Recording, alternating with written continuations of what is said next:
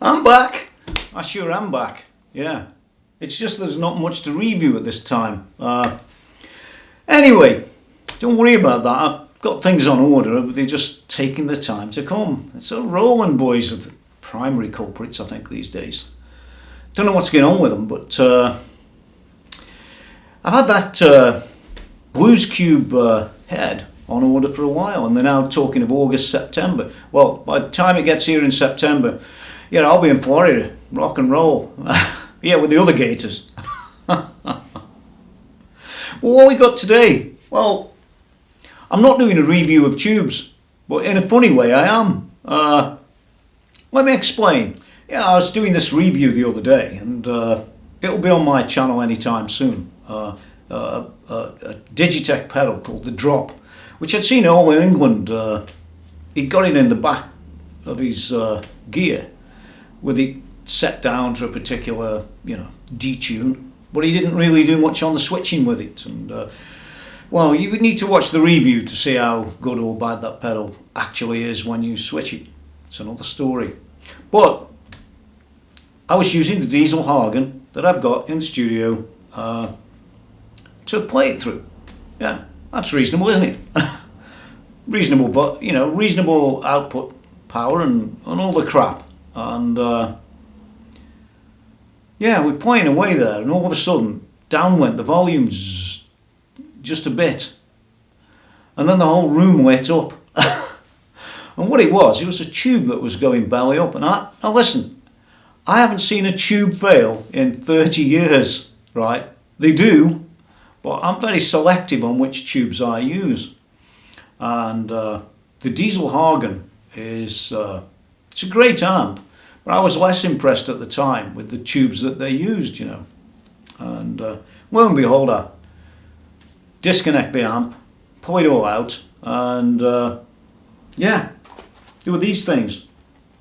JJ Electronics vacuum tubes. I'll come back to them in a minute. Well, this video isn't really all about branding tubes and, testing, and although it's got it in, what this video is really about is showing you, the guys that haven't had the experience with tubes, is showing you the problem you can get if you start to see tube trouble. And these are the replacement new ones. I did actually fit some EL34s, some Svetlana ones. What were in there, in the Hagen, were KT77s, which they've never been one of my favourite tubes. They're like a sort of subculture of an EL34, if you want. Listen, I don't want to listen to all the technical guys. Go somewhere else. This video is going to be about helping guys that don't know what you know. And that's the best way to do things, to help people. So I'm going to pull these out, and we can have a look together to see which one, even without a tube tester, but we're going to have a tube tester later, even which one is faulty without that tester. It's all going to be good. Yeah, I like talking about tubes, or valves even in England. Hold on, let's get them out. Yeah, the dodgy ones, remember, these are. Yeah, well, here they are. They're like sausage rolls. You just pull them out. Yeah, throw that in the back for now. It's all going to be good. We'll zoom in and have a closer look. And these all claim to be this and claim to be that.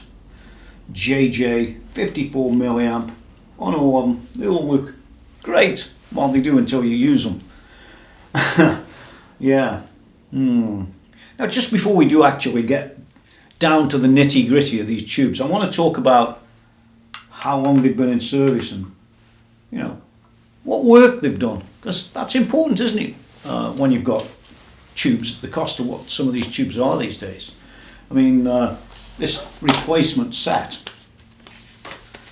from a company called Carltone, local to England. Yeah, 75 quid by the time you've got, that's about $120 or $100 This is about £6 delivery to about $9 delivery. So there they are, there for looking at a bit later in the same video. But these are the ones that came out of my diesel Hagen that hadn't ran for 7 hours in total from new. They didn't last 7 hours, what about that? How bad's that? Oh. So bearing that in mind for your 75 quid, if you want to use them for 6 months, they're expensive. Let's zoom in and see if you can spot which tube's naffed, the same as we could. Well, even without a tester. Let's have a look close up and personal. Yeah. Here we go. Here they are. And when I pulled them out, I decided to number them. Number 1, number 2, number 3 and number 4. Just scribbled across the top. And there are all the matches. These are the things you're paying for, so that a matched set's supposed to be, well, it is better, no doubt about that. But can you spot the dodgy tube even from there? I mean, I can. I know I'm in the room, but let me get that little pointer. Which one of these fabulous tubes not is the dodgy one?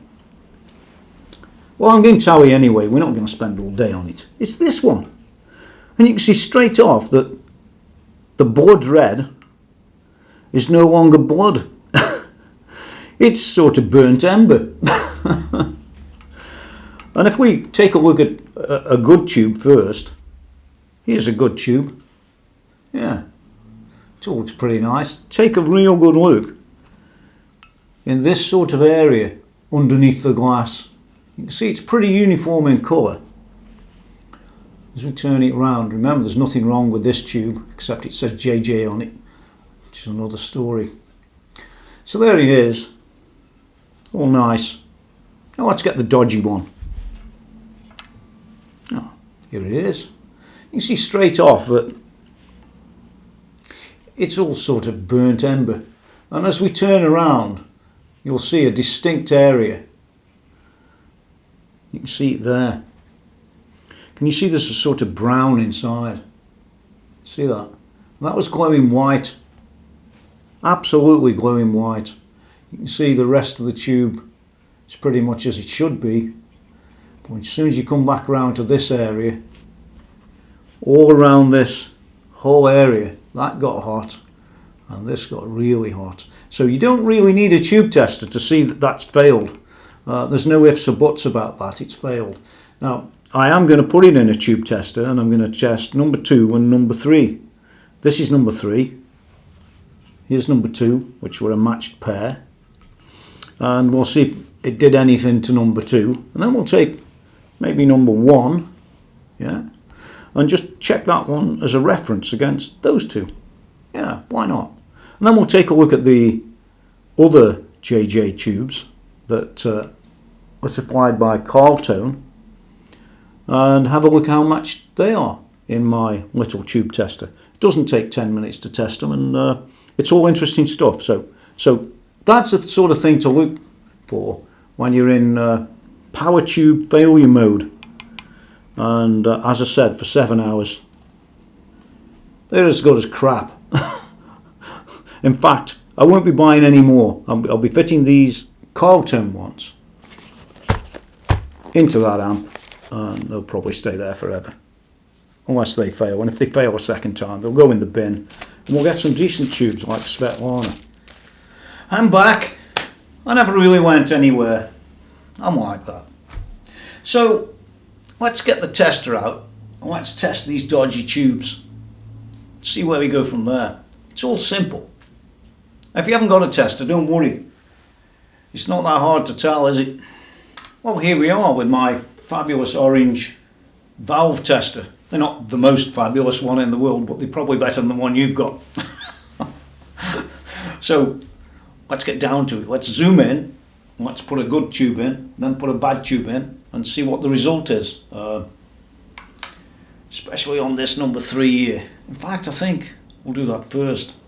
So all we do is take tube number 3, stuff it in the socket, which is a bit scary. This is a KT77. So we look along here until we see KT77.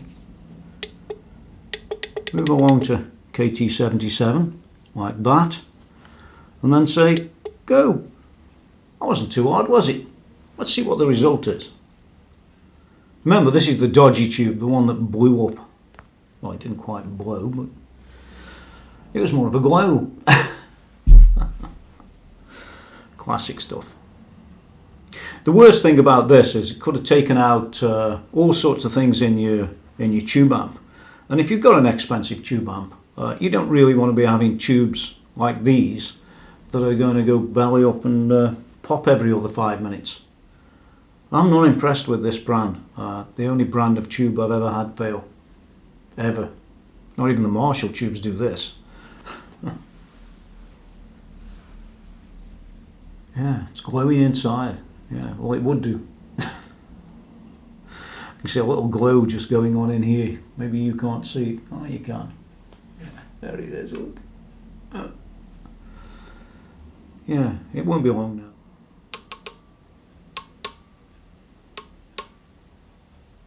Yeah, it's getting there. Well, that looks. It says it's good. What about that? How bad's that? Maybe it's just warming up. Let's try it again.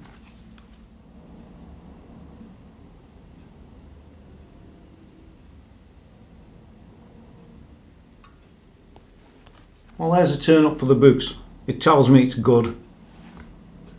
It's quite warm now. It tells me it's all nice and hunky-dory, yet I watched it glow brighter than a Mazda lamp. Right. So it tells me one or two things.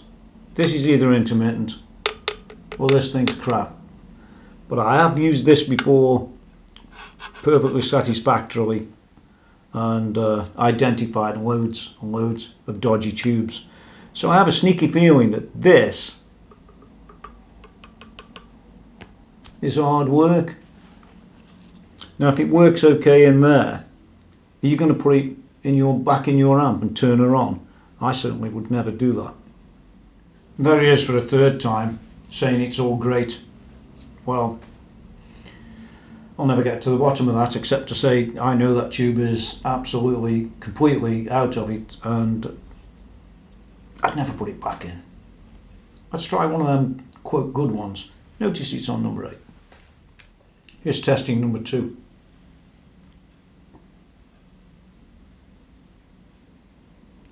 What's really weird is this one's saying it's all nicely matched to number 9 level, as the dodgy one was, but I don't believe it for a second because the dodgy one is dodgy. Well, I'm back. And where does that actually leave us then? If you sit and think of, have a look at what happened there and think about, well, what really happened? Well, it's telling me that this number 3, still hot, is a great tube. And it's telling me this number 2 is equally as great. And I dare say, if I went to these others down here, it'd be telling me those are great too. But this particular tube has been blown to sky high. That's a fact. That's not a maybe.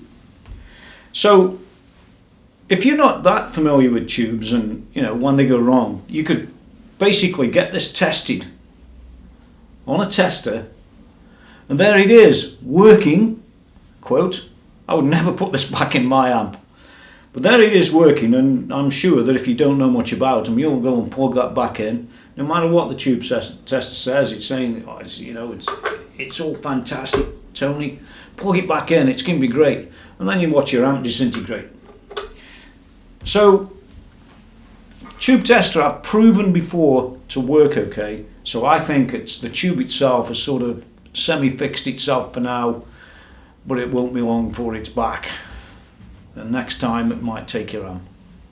So I've relegated those tubes to over there, and I've got these brand new JJ tubes from Carltone Co UK, the K, Carltone, and he says these are matched absolutely awesomely, which is what I requested. and I just thought I'd try them. So we'll have a quick test of these. I'm not going to zoom in too close, I'm just going to tell you what the results are. Hold on. Okay, well, now I've tested everything. 4 brand new tubes, matched to perfection, they say. Actually, it's very slightly different, very, very slight. Let's look at the back of this one. Yeah, very, very slight difference, but hardly any. And on this tester, it just goes to 12 or 11 or 10. It's the strength of this, or the, you know, and it says it's good or it isn't. This was 12, this was 12, this was 11, this was 12. So they're all pretty much in the similar area. This strength thing that this works to, this matching value, it's pretty accurate on this thing. I wouldn't say it's perfect, but it's pretty good.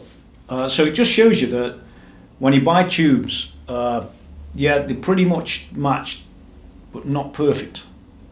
If it was perfect, I'd have 4 12s on this, wouldn't I? And the other measurements by Cartone, well, they tell me they're pretty good. 51.4, 51.2, both 6.4 on the other bit. On this one we've got 51.2, 51.3, both 6.4. So you could say that they're pretty right, but what's very misleading is that number 3 tube that we started the video off with. It says it's perfect, it says it's great. I'm just going to do it one more time because I know all about that tube. Let's see what the result is. Hold on. Let's go back to the faulty tubes, or faulty tube that doesn't show as faulty. Well, in its own way it does. It gives you a little bit of a clue. And when I was testing the other tubes, they were all coming out on 9 on this matching value. But this one came out at 7. And that's the only difference I can see on this simple tube tester. Obviously on the real deal tube testers you'd find, you know, what was actually wrong with it. The problem is I don't have one and neither do you. So we're in the hands of the experts. To be honest, by the time you've finished with these, there's the dodgy one. No, it isn't. Yeah, there's the dodgy one. By the time you finish with these, it's better to go boing and hope it lands in the bin instead of hitting someone on top of the head. But if it had done my amp, I'd have liked to hit somebody on the top of the head who works at JJ. Yeah. So as we go down the road of conclusions here, what you really need to think about is that, well, first of all, Cartone passed the test, and they were all pretty much matched where they should be. But it's these others, and you know, the conclusions there are, if you see anything remotely like a glue coming out of one of them tubes that goes extremely bright like a Mazda bulb, like that one did, just turn your amp off really quick, which we did. We were just in time, really, and had we not been, it could have been dire consequences for the amp. They can get pretty nasty when they do fail. Lastly, like I said earlier, I fitted some Svetlana EL34s in there, quick rebias, and away it went. And to be honest, the amp doesn't really sound that much different than when it had got these KT77, I don't know what, cheap equivalent. I don't really know, I don't care. They don't sound any different really, or marginally different, marginal bottom end. Personally, I don't understand why they use them. They're an uncommon tube these days, there's no doubt about that, where EL34s are everywhere. So, my advice, change your tubes regularly and don't wait for them to glow in the dark, like that did. It honestly went like daylight. Best advice, if in doubt, change them, baby, change them, yo. Now, of course, JJ is turned out to be not my favourite brand of tube. I can't really get around that. It's just a fact of life. They just feel cheap, look cheap, and probably are cheap, but you just sold them expensively. I don't think the amount of checking that goes on the JJ as supplied originally as OEM equipment to a diesel Hagen amp is really that great. Now, I don't know who did the matching. It probably wasn't diesel. but whoever did, nah, I'm not keen on that brand. I never had a tube fail at any other time. Honestly, a power tube has never failed in 30, 40 years of using tube amps, you know. And over recent years, for at least must be 8, 10 years, maybe a bit longer, long time, I've been using tubes from Tube Amp Doctor. Now they might be tubes that, you know, people say to me, oh yeah, well they're just Chinese things, they're just like all the rest.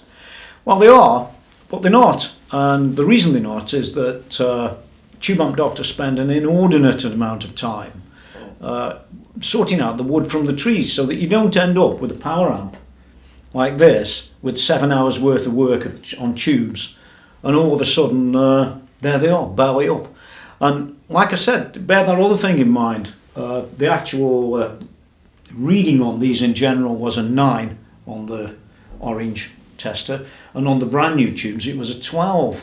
I just wonder where the other 3 went to. There's the higher it is, the stronger the tube amp is, or the better it is, they say. And the lower it is, the worse it is. The life is reducing, and that dodgy one dropped down to a 7 if you remember. Okay, well that's it for now on this particular review.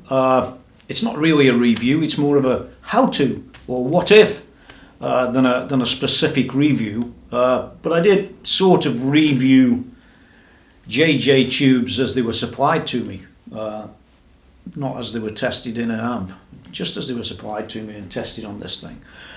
So Carl Tone, good for that, and if in doubt, throw them away. So now it's time to end. Don't forget to visit TonyMckenzie.com. It's been rewritten at the moment. It's one of the reasons I haven't been around too much, and the second reason is I can't get the gear out of these people at the moment. Loads of stuff on back order, sitting here waiting like a chameleon. And don't forget to visit www.youtube.com, TonyMckenzie.com, no dot, and you'll find the channel with about 160 something videos on there. I'll be back with the real amps when I get some from Roland. Well, are they real? When I get some more equipment in presently, and check my reviews, because I've got quite a few, it's probably half a dozen going on now in this series, and then back to the website, I'm afraid, for a bit until I get the next equipment. But thanks for watching. Rock and roll. Hope it helped. See you again.